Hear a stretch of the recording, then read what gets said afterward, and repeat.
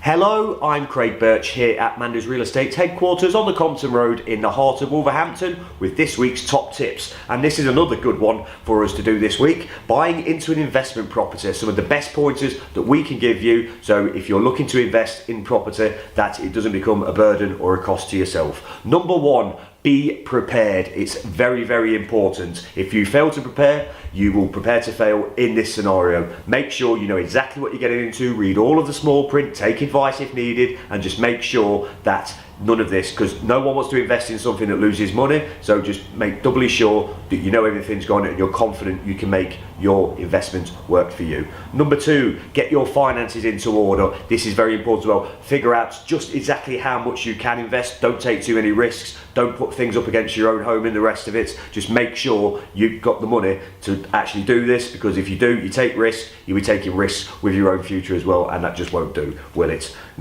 It's worth it remembering as well, it's not like buying your own home, it's more akin to running a business, and as with any business, it must make a profit. So make sure you've got the capital and make sure you can see capital gain coming for you somewhere down the line.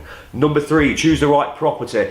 This can work one of both ways. You can either go at the bottom end of the property ladder and you can find a place that's, while cheap, is going to need a hell of a lot of work done to it and all the hassle that goes with it.